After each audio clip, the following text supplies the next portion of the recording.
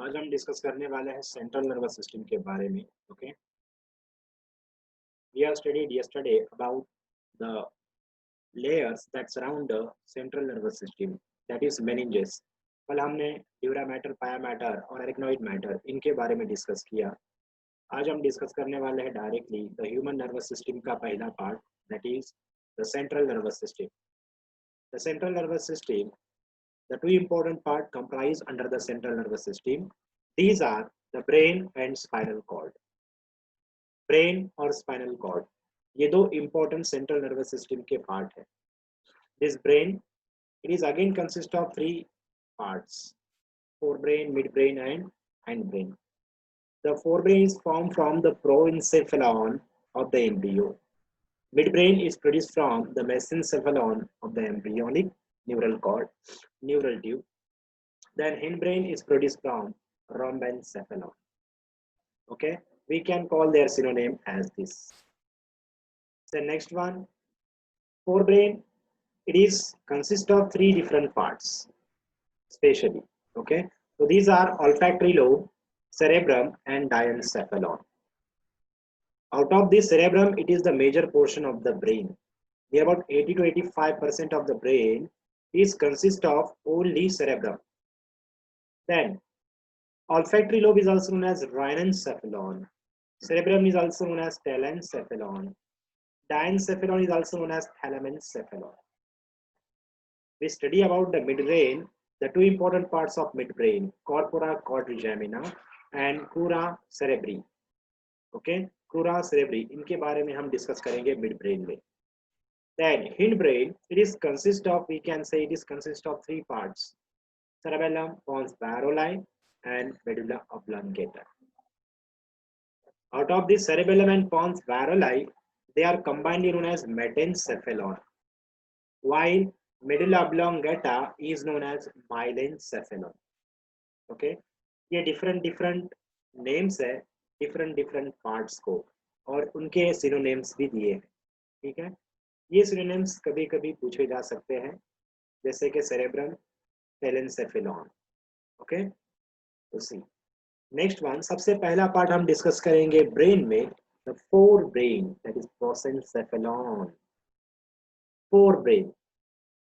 Okay, in this forebrain, it is the major portion of the brain, isn't it?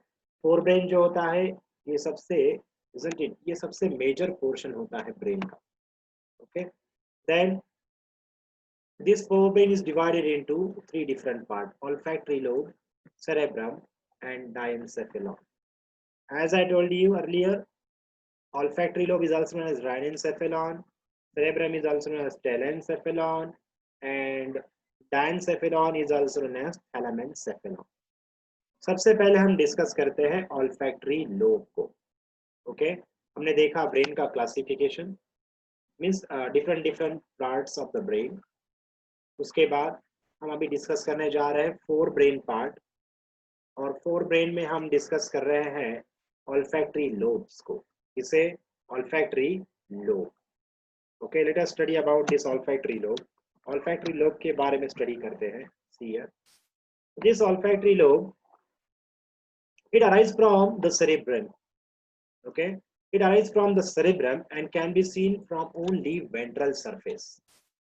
Okay, अगर हमने brain का side view देखा या top view से अगर हमने ब्रेन को देखा तो हमें ऑल्फैक्टरी लोब नजर नहीं आता. If we want to observe this olfactory lobe, then we have to observe from ventral side. Okay, from this ventral side we can see the olfactory lobe. This olfactory part is consist of two different structures. ये जो olfactory part है ये दो different structure से बना हुआ है. कौन से दो different structure?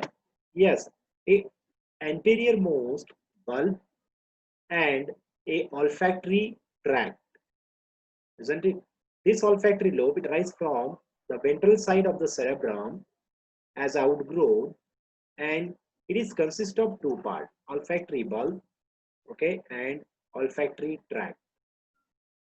Okay, तो इस तरह से ये बना हुआ है. Then if we observe, see here, it arises from the cerebrum from here. then it innervates their olfactory tract is contained olfactory sensory nerve, the cranial nerve. Okay, तो इसी olfactory tracts के द्वारा olfactory nerve it innervates with the sensory epithelial tissues present in nasal canal. इस nasal canal में जो sensory epithelial tissues है उनसे ये innervate हो जाती है and it receives the sensory impulse of the smell. Okay, जो स्मेल की जो सेंसरी इम्पल्स है that is received by the branches of the neuron of this olfactory bulb. The olfactory bulb of human being, it is very reduced one. Okay, therefore our sense of smell is not as strong as dogs. Okay, हमारी जो sense of smell है वो dog के मुकाबले बहुत ही कम है क्योंकि हमारा जो olfactory bulb का साइज है वो बहुत ही छोटा है. Okay, isn't it? As compared to other carnivorous plants, as compared to other different predators, our olfactory bulbs are not as much as sensitive as the carnivorous. Okay, क्योंकि olfactory bulb short means reduced size का होता है इसीलिए. Okay, then this olfactory lobe, its function is perception of sensory impulse of the smell. Okay, impulse of the, yes, जो smell होती है उसी को परसीव करना ये olfactory lobe का फंक्शन है. Then the second part is the cerebrum. हम इसे डिस्कस करेंगे. Cerebrum, it is also known as telencephalon. The near about 80 to 85% of the brain is consist of cerebrum. Okay, if we observe the brain, then we can see the foldings, isn't it? The surface of the brain is not regular one. It shows, okay, elevated and depressed parts. Okay, elevated और depressed part नजर आते हैं cerebrum पर. Okay, उसे क्या कहते हैं आगे हमें डिस्कस करना है. ठीक है, तो major portion of the brain is consist of cerebrum. Okay, तो cerebrum को हम स्टडी करेंगे डिफरेंट डिफरेंट पार्ट्स में. ओके, डिफरेंट डिफरेंट पार्ट्स में हम इसे स्टडी कर कर कंप्लीट कर देंगे. ठीक है, तो सबसे पहला part cerebral hemisphere. Okay, we'll study about the cerebrum by dividing it into different parts. Okay, इससे आपको इसे समझने में बहुत आसानी हो जाएगी. Okay, आप आसानी से इसे समझ सकते हो. Okay, सबसे पहले हम डिस्कस करेंगे cerebral hemisphere क्या होता है, कैसे होता है. Okay, then corpus callosum, ventricles, then structure of cerebrum, and then the functions of different cerebral lobes. Okay, इसे हम डिस्कस करेंगे. सबसे पहला cerebral hemisphere. Okay, if we observe the brain, okay, then it is consist of left and right hemisphere. ये जो brain है ये half means hemispherical. Okay, hemisphere दो hemisphere से बना हुआ है. Left and right cerebral hemisphere हम उसे कहते हैं. Left and right hemisphere. Okay, so see here, तो ये जो लेफ्ट और राइट हेमिस्फीयर है you can see here. Okay, in between these two hemispheres are get separated due to the longitudinal fissure. इन दोनों के बीच में एक बहुत ही longitudinal गैप होता है, उसे हम longitudinal fissure कहते हैं. क्या कहते हैं? longitudinal fissure. देखिए इन दोनों के बीच का ये जो गैप रहता है उसी को हम क्या कहते हैं? उसी को हम कहते हैं longitudinal fissure. This longitudinal fissure, it divides the cerebral hemisphere into left and right cerebral hemisphere. This left and right cerebral hemisphere, okay, they are in contact with each other by the transverse bundle of neurons. It is known as corpus callosum. Okay, ये left और right cerebral hemisphere जो है ये एक दूसरे से ventral side से interconnected है. बाय किसके द्वारा, by the transverse bundle of neuron that is known as commissure. Okay, isn't it? ये लेफ्ट और right, yes here left and right है cerebral hemispheres, they are interconnected with each other by the transverse commissures. It is the largest commissure present in our body. हमारे body का सबसे largest कमीशर यही है और इसे कहा जाता है कॉर्पस कैलोसम. ओके, अगर आप टॉप व्यू से देखोगे तो ये इस तरह का रहता है. Okay, isn't it? व्हाइटिश नजर आ रहा है आपको. ओके, सेंट्रल में. ओके, अगर हम बैक साइड से देखते हैं तो हमें इस तरह से, ओके, इस तरह से यू शेप का इस तरह से नजर आ रहा है, like this. Okay, complete U shape नहीं है. Corpus callosum, it is the important characteristic of mammals. Okay, it is the exclusive characteristic of mammal, ऐसे हम कहेंगे. ये कॉर्पस कैलोसम हमें और किसी क्लास में मैम कॉर्डेट्स के क्लास में हमें नजर नहीं आता. It is the exclusive characteristic of mammals. Okay, corpus callosum. Okay, it is the largest commissure in human body. ये क्वेश्चन पूछा गया है. ओके, ये सबसे लार्जेस्ट कमीशर है. कमीशर मीन्स व्हाट, आपको शायद याद होगा. ओके, फ्लैटी, यस, फ्लैटी हेल्बिन्स में आपको पता है पेयर्ड वेंट्रल नर्व कॉर्ड होते हैं और ये paired ventral nerve cord they are interconnected by the transverse neuron. और इस ट्रांसवर्स न्यूरॉन को हम क्या कहते हैं, कमीशर. क्या कहते हैं, कमीशर. ओके, इसी को हम कमीशर कहते हैं. ओके, तो यहाँ पर ये ढेर सारे न्यूरॉन्स का बंडल है, कमीशर इसे हम कहेंगे, जो लेफ्ट और राइट सेरेब्रल हेमिस्फीयर्स का एक दूसरे से कांटेक्ट कराता है. ओके, इसी को हम कॉर्पस कैलोसम कहते हैं. ठीक है, आपको ये समझ में आया? इसके बारे में कई बार क्वेश्चन पूछे गए हैं, आपको याद रखना है. ओके, इसका फंक्शन होता है लेफ्ट और राइट का इंटरकनेक्ट करना. ओके, इन दोनों के बीच में ओके इंटरकनेक्शन करना, ये कॉर्पस कैलोसम का काम है. नेक्स्ट वन, अगर हमने लेटरल व्यू देखा तो कैसे नजर आएगा corpus callosum. See here, see this green portion, ये जो ग्रीन पोर्शन आपको नजर आ रहा है, it is the corpus callosum from lateral view. Okay, यानी साइड व्यू से देखने के बाद हमें इस तरह से ये कॉर्पस कैलोसम नजर आएगा सेक्शन में. Okay, longitudinal section of brain. In longitudinal section of brain we can see this greenish region. ये जो green region है that is the corpus callosum.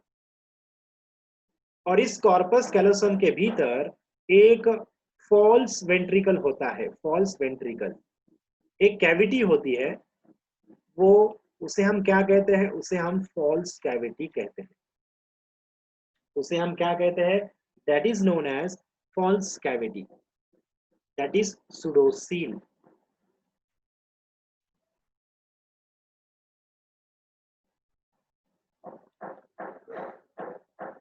इसे हम pseudocoel कहते हैं.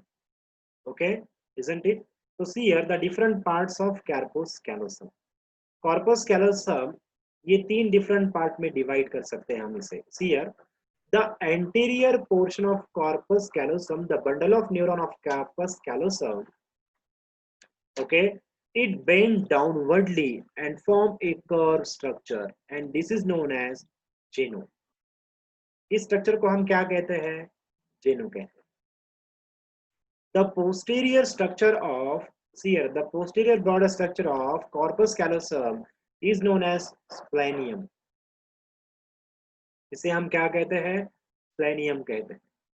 ओके, और next one is, see here, यहाँ पर at the pseudocoel level, pseudocoel cavity के अपर साइड में, ओके, जो फोल्डिंग्स होती है उसे हम फॉर्निक्स कहते हैं. क्या कहते हैं, fornix. So these are the three parts of corpus callosum. तो ये जो तीन पार्ट है, ये पार्ट है corpus callosum के. ओके, इसे आपने याद रखना है. ओके, देन ये जो pseudocoel है, isn't it? ये जो pseudocoel है, it is covered with a epithelial tissue lining. Okay, इसे आपने याद रखना है, that is the pseudocoel. the false cavity, the false ventricle, it is present in corpus callosum.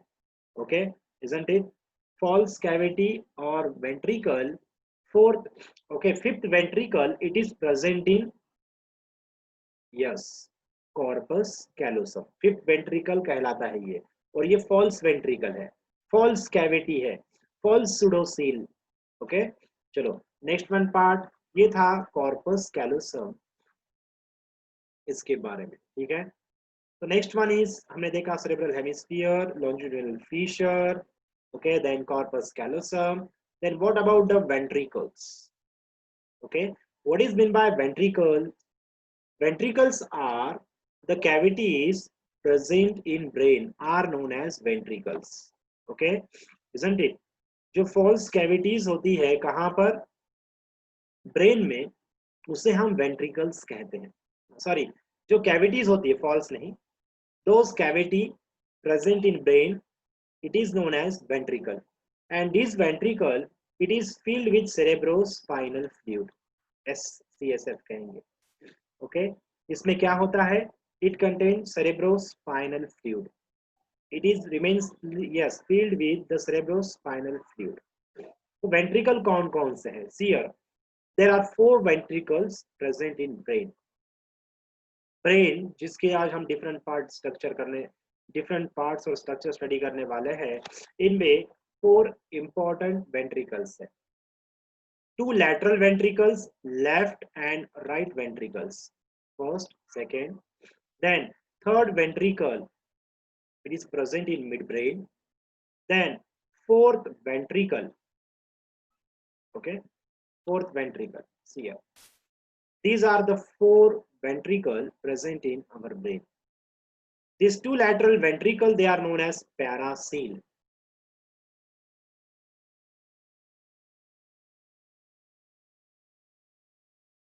इसे हम क्या कहते हैं? paracele. The 2 lateral ventricles are known as paracele. The third ventricle is known as metacele.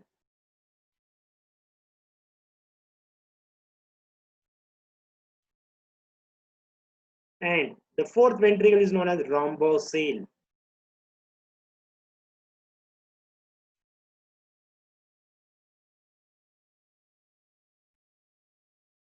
Rhombocele.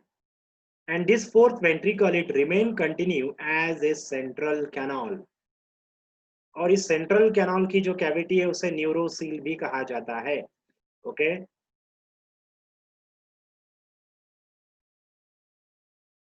इसे न्यूरोसील भी कहा जाता है। ये है इनके सिनोनिम्स। लैटरल वेंट्रिकल्स को हम पैरासील के नाम से जानते हैं, थर्ड वेंट्रिकल को हम मेटासील के नाम से जानते हैं, फोर्थ वेंट्रिकल को रोम्बोसील के नाम से जाना जाता है।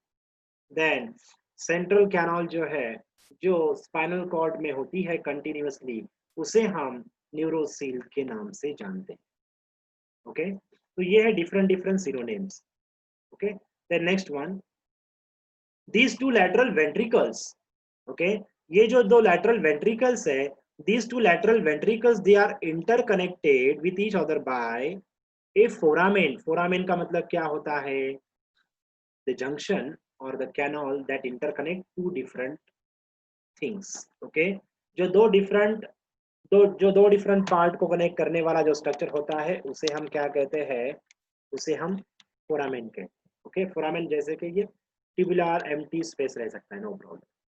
तो इंटरवेंट्रिकुलर फोरामेन, इसे हम फोरामेन ऑफ मोनरो कहते हैं। It is known as foramen of Monro. Okay, isn't it? This foramen of Monro, it interconnect the 2 lateral ventricles of the brain. ये जो lateral ventricles है, they are of large size than any other ventricles. Okay, so see here, the foramen that interconnect the 2 lateral ventricles are known as foramen of Monro.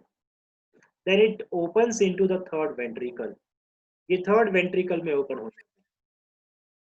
Then later on, this third ventricle, it opens into the fourth ventricle through cerebral aqueduct. Through cerebral aqueduct. इसे foramen of Silvius भी कहा जाता है। Cerebral aqueduct का और एक नाम क्या है? foramen of sylvius, foramen of sylvius। देखिए इस तरह से डिफरेंट डिफरेंट सिनोनिम्स होते हैं। ओके, डिफरेंट डिफरेंट सिनोनिम्स यहाँ पर आपको नजर आते हैं। Okay, foramen of sylvius, it interconnect third ventricle with the fourth ventricle। Okay, अब अगला एक बहुत ही इंपॉर्टेंट पॉइंट है, ये जो वेंट्रिकल्स है, लैटरल वेंट्रिकल्स है, see here, this lateral ventricle it bears the choroid plexus। क्या? choroid plexus is present at the anterior portion of the lateral ventricle। जो पैरासिन होता है, जो lateral ventricles है, इस lateral ventricles में anterior portion में choroid plexus होते हैं। What is the function of this choroid plexus? choroid plexus का क्या फंक्शन है? इस choroid plexus का फंक्शन है दे secrete, ओके, ये क्या करते हैं? दे secrete, yes, cerebrospinal fluid, CSF कहेंगे, cerebrospinal fluid। Okay, they secrete the cerebrospinal fluid, CSF ये secrete करते हैं, ठीक है। देन ये था कोरॉइड प्लेक्सस, जो लेटरल वेंट्रिकल्स के एंटीरियर पोर्शन में होता है, जो सिक्रीट करना, जिसका काम है सेरेब्रोस्पाइनल फ्लूइड को सिक्रीट करना, ठीक है। तो ये सबसे इंपॉर्टेंट पार्ट्स है वेंट्रिकल्स के। Okay, next one part, yes, तो वेंट्रिकल्स के बाद हम डिस्कस करेंगे the structure of the cerebrum. Okay, see here the structure of cerebrum क्या होगा। सी, if we observe the surface of the cerebrum, then we can see the elevated portion। देखिए ये elevated portion, ये elevated portion, elevated portions। Okay, जो elevated portion है, ये वाले complete elevated portions है, इसे हम कहते हैं गायरस। ओके, जायरस भी कह सकते हो आप। Okay, it is known as gyrus और gyrus. Okay, then the depressed portion is known as sulcus. जो डिप्रेस पोर्शन है उसे हम क्या कहते हैं? उसे हम कहते हैं सल्कस। क्या कहते हैं? Sulcus. Okay, if we take the TS, okay, अगर हम इस सेरेब्रम पोर्शन को अगर हम टीएस लेते हैं, then we can observe the two different cerebral regions internally. Okay, internally cerebral hemisphere it is consist of two different regions। the outer region is known as gray matter। okay, देखिए internally it is divided into cortex, the cerebrum divided into two different regions। okay, outer region को हम कहते हैं gray matter and inner region को हम कहते हैं white matter। gray matter and white matter, grey matter क्या होता है? Why this here? If we observe the surface of this brain, then we can see it is a grayish in color। Okay, internally भी अगर हम देखेंगे तो इसे हम grayish grayish नजर आता है। Why? Because this region it is rich in the cytone part। Okay, ये cytone rich region होता है, इसीलिए ये ग्रे कलर का नजर आता है। Then this white matter it is whitish in color। Why? Because myelinated axons are rich present in white matter। here जो इंटरनल पोर्शन है वो कंप्लीटली व्हाइट इसलिए नजर आता है क्योंकि वहां पर एक्सॉन्स के बंडल होते हैं, myelinated axons of the neuron, इसीलिए उसे हम व्हाइट मैटर कहते हैं। Okay, in some part of the brain, okay, कुछ ब्रेन के पार्ट में this grey matter it enters into the white matter and this portion is known as basal nuclei। ये question पूछा गया है, इसे क्या कहा जाता है? इसे कहा जाता है basal nuclei। ओके, क्या कहा जाता है? basal nuclei। see here, you can see here, this one is the basal nuclei। Okay, देखिए gray matter enters in, okay, that invaginates in the white matter, it is known as basal nuclei. Basal nuclei का बहुत ही important function है, आगे जाकर discuss करेंगे उसके बारे में, ठीक है। Next one, see here, so this is about the cerebral structure, internal structure of the cerebrum, okay. जैसे वैसे तो हम सरफेस स्टडी कर रहे हैं, ओके, अभी हम इंटरनल स्टडी अभी हमने स्टार्ट नहीं की, ठीक है। इस क्वेश्चन को पूछा गया है, इसे याद रखिए, ओके। ग्रे मैटर किसे कहते हैं, व्हाइट मैटर किसे कहते हैं, ओके। कौन सा पोर्शन है जो ग्रे मैटर कहलाता है और व्हाइट मैटर कहलाता है, ठीक है, वरना मैटर हो जाएगा, यानी आपके मार्क कट हो सकते हैं, ठीक है। हाँ, चलिए next one part, yes, we'll study about the different lobes produced by the deep deep sulcus, okay, or sulci. See here, अब this cerebral hemisphere, left and right cerebral hemisphere, it is divided into 4 different lobes by a deep sulcus, by different deep sulcus, okay. जो cerebral hemisphere है उसे हम 4 different lobes में divide करते हैं, और ये 4 different lobe क्यों फॉर्म हुए हैं?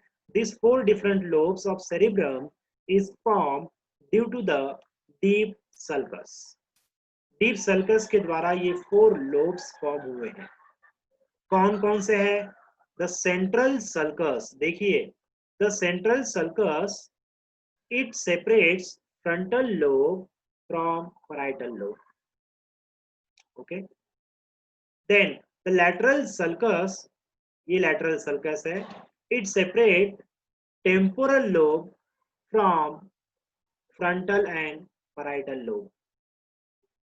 Then the third sulcus, that is parieto-occipital sulcus, देखिए ये है parieto-occipital sulcus. This parieto-occipital sulcus it separate occipital lobe from parietal and temporal lobe, okay. दोनों भी cerebral hemisphere में, left and right cerebral hemisphere, each cerebral hemisphere is consist of 4 different lobes: frontal lobe, parietal lobe, temporal lobe and occipital lobe. और ये जो नाम दिए गए हैं लोब्स को, इसी लोब्स के जगह पर फ्लैट क्रैनियल बोन्स होते हैं। फ्रंटल लोब को कवर करने वाले frontal bone, then parietal lobe को कवर करने वाले पैराइटल बोन्स, करने वाले occipital flat bones of the cranium, और temporal bone it covers the temporal lobe, okay. तो इस तरह से जो 4 डिफरेंट लोब्स है वो 4 डिफरेंट क्रैनियल बोन से कवर्ड रहते हैं प्रोटेक्शन के लिए, okay. Then this the central sulcus, see here, how many sulcus, deep sulcus present in brain? कितने सल्कस यहाँ पर ब्रेन में है, सेरेब्रल हेमिस्फीयर में है? 3 सल्कस। कौन कौन से? इस क्वेश्चन को पूछा गया है, इसे याद रखना है, okay. Yes, central sulcus it separate parietal from frontal, lateral sulcus it separate temporal lobe from frontal and parietal, then occipital lobe it gets separate from parietal and temporal by parieto-occipital sulcus, parieto-occipital sulcus। तो ये different lobes है brain के जो different sulcus के द्वारा form हुए हैं, okay. तो बच्चों, this is about the different lobes of the brain, okay. अभी आगे जो बचा हुआ पार्ट है, what are the functions of this lobes, okay, उसके बारे में डिस्कस करते हैं। फ्रंटल लोब, ओके, आज सिर्फ इनके फंक्शन डिस्कस करेंगे और फिर कल आगे और थोड़ा सा इन डिटेल स्टडी कर सकते हैं हम इन डिफरेंट लोब्स के बारे में, ओके।